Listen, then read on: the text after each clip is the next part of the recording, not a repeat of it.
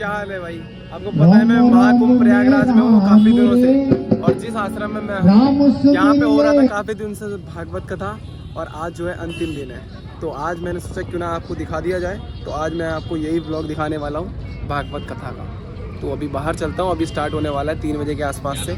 अभी दोस्तों ये कलाकार जो है ये अपना इंस्ट्रूमेंट चेक कर रहे हैं कि सब कुछ काम कर रहा नहीं कर रहा ढंग से। बाकी अभी पंडित जी आके यहाँ बैठेंगे, फिर उसके बाद भागवत कथा जो है स्टार्ट होगी। दोस्तों आपको बाहर का भी व्यू दिखा देता हूँ कि कितने श्रद्धालु यहाँ पे आ रहे हैं अभी फ़िलहाल।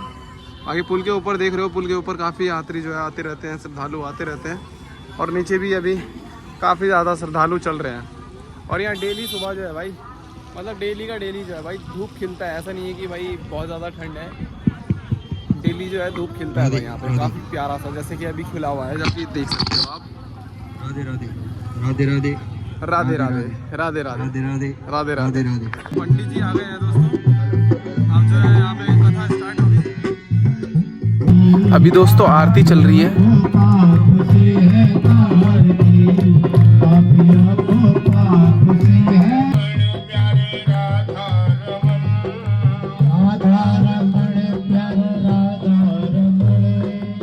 दोस्तों गुरुजी के फ़ोन में मैंने लाइव चला रखा था, तो इसलिए मैंने गुरुजी का फ़ोन जो है स्टैंड में लगा के यहाँ पे रख दिया, और कथा जो है लाइव चल रहा था। फिर अभी दोस्तों कथा स्टार्ट हुआ है, तो मैं आपको थोड़ा सा दिखा देता हूँ, और बीच में दिखाता रहूँगा, क्योंकि भाई पूरा नहीं दिखा सकता होता है क्योंकि भाई 2-3 घंटे का रहता है भाई ये कथा, तो इतने घंटे देखोगे मेरे को पता है आप नहीं देख पाओगे, इसलिए मैं बीच में भाई आपको दिखाता रहूँगा और सुनाता रहूँगा।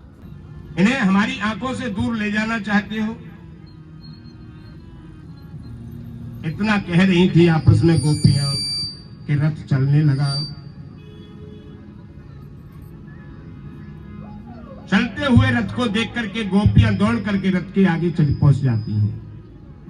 गोविंद रथ से नीचे उतर करके आए, आकर के गोपियों को प्रणाम करके कहते हैं, देवियों मैं देवताओं के समान लंबी उम्र पाने के बाद भी तुम्हारे ऋण से उऋण नहीं हो सकता हूं। किशोरी जी आप तो सब कुछ जानती हैं, यदि मैं मथुरा नहीं जाऊंगा तो मेरी आगे की लीला संपन्न नहीं हो सकती है। कृपया मुझे जाने की अनुमति दें। जैसे ही गोपाल प्रणाम करके रथ में बैठ करके आगे बढ़ने को हुए, मैया यशोदा मैं अपने महलों से दौड़ी हुई चली आई। कहा बात है मैया? मैया ने प्रेमाश्रुओं से दोनों के सिर को भिगो दिया। रोते हुए कहती है, बेटा मोकू तो आज पतो चलो है कि तू मेरो बेटा नहीं है, तू मेरा पुत्र नहीं है, तू तो देवकी नंदन है, वसुदेव नंदन है। मेरा क्या अधिकार है तुम्हें रोकने का? लेकिन एक ग्वालिन होने के नाते, गोपी होने के नाते मैं तुमसे निवेदन करना चाहती हूँ। कन्हैया बोले, कहा कहो मैया क्या कहना चाहती हो, कहा बात है? मैया कह रही कि मैं इतनी निष्ठुर हूँ लाला कि तो को मैंने कभी प्यार नहीं दे पायो। एक मिट्टी की मटकी फूट जाने के बदले मैंने तो तुझे उखल से बांध दियो। अब तू जाकर के मथुरा में या कहीं भी जाकर के ये मन में सोचेगो, कैसी है वो माँ यशोदा जो एक मिट्टी की मटकी जैसी मेरी औकात नहीं समझी,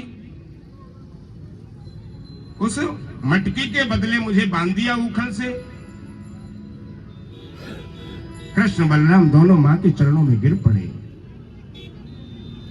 खिलकियां लेकर के रो पड़े।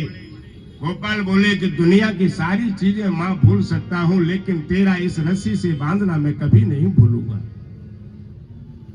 न चांतर न बहिर्यस्य न पूर्वम न पिचापरम पूर्वा परम बहिश्चांतर जगतो यो जगस्य राम कही आवत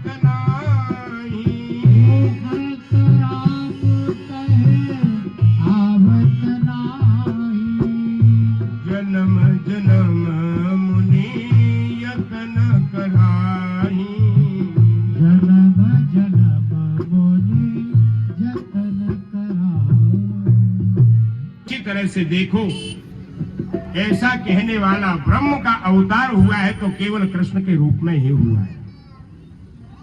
वो स्वयं कहता है कि आप मेरी शरण में आ जाओ, मैं तुम्हें मुक्ति दूंगा। लाखों नर नारी देख रहे हैं। 35 वर्ष हो गए मथुरा में, आज तक कोई हंसा नहीं है। सबके चेहरे हमेशा उदास रहे हैं। आज सब डरे हैं। छोटा सा बालक महारथी वीर से अकेला लड़ रहा है, परंतु कन्हैया ने मैया यशोदा का दुग्ध पान किया है। कोई भय नहीं है। और तुरंत ही उसके केस को पकड़ करके सीढ़ियों से ऐसा धक्का लगाया कि कृष्ण की हो गई गोविंदाय नमो नमः, बोली बाल कृष्ण लाल की।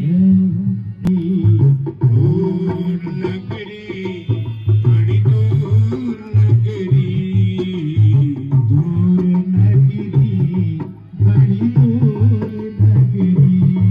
कैसे आऊं रे कन्हैया, कमर मोरी लचके, धीरे धीरे चले कान्हा, कमर मोरी लचके।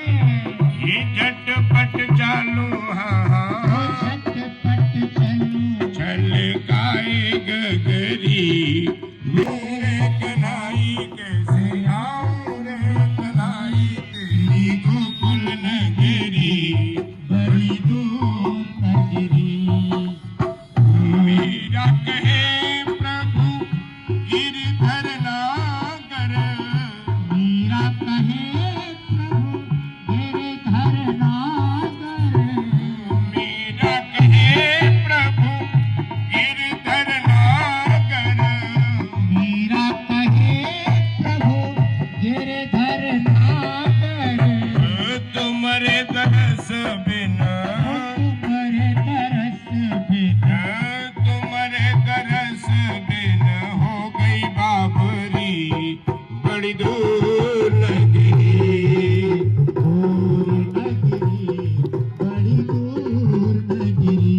कैसे आऊं रे कन्हई, कैसे आऊं रे कन्हई, तेरी गोकुल नगरी, बड़ी दूर नगरी। कृष्ण जैसा करुणा का सागर इस दुनिया में और कोई नहीं है। कृष्ण के बचपन के एक सखा हैं जिनका नाम है सुदामा। सुदामा का जीवन क्या है? सुदामा के बारे में बहुत से लोग बड़ी बड़ी भ्रांतियां पैदा किए बैठे हैं। शास्त्र में कुछ और लिखा है, लोग कुछ और कहते हैं। किसी कवि ने ये लिख करके दे दिया कि ब्राह्मण का धन केवल भिक्षा, भीख मांगना बता दिया।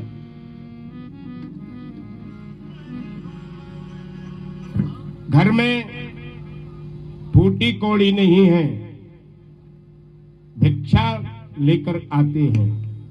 लेकिन भागवत में एक भी जगह ऐसा नहीं लिखा है कि सुदामा जी भीख मांगने जाते थे।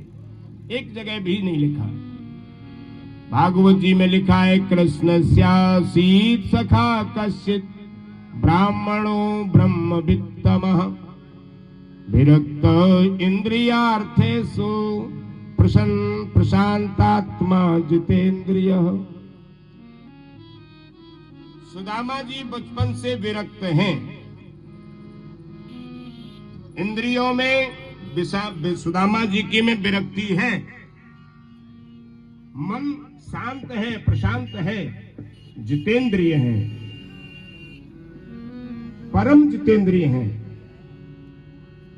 सुदामा जी ने जीवन में एक बार भी भीख नहीं मांगी, क्योंकि ये कवियों ने लिख दिया औरन को धन चाहिए बावरी, ब्राह्मण को धन केवल भिक्षा नहीं शिक्षा। ब्राह्मण यही होकर के यदि भीख मांगता है, भिक्षा मांगता है, तो उसका ब्राह्मणत्व नष्ट हो जाएगा। दान लेने का अधिकार है, भीख मांगने का नहीं। एक जगह भी भगवान सुखदेव जी ने सुदामा जी को दरिद्री नहीं कहा। दरिद्री किसे कहते हैं? दरिद्री वह हो सकता है जिसके पास में अपार संपत्ति होने के बाद भी उसको संतुष्टि नहीं है, वह भी दरिद्री की श्रेणी में आता है। क्योंकि दरिद्रो यस्तु असंतुष्टो, जो असंतोषी है वही सबसे बड़ा दरिद्री होता है।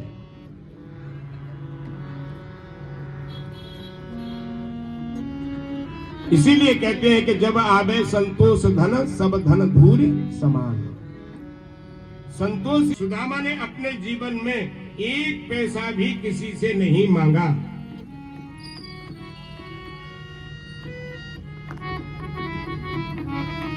दरिद्री तो वही है जो असंतोषी है, भयंकर गरीबी है जीव सुदामा के जीवन में, लेकिन मांगते किसी से नहीं।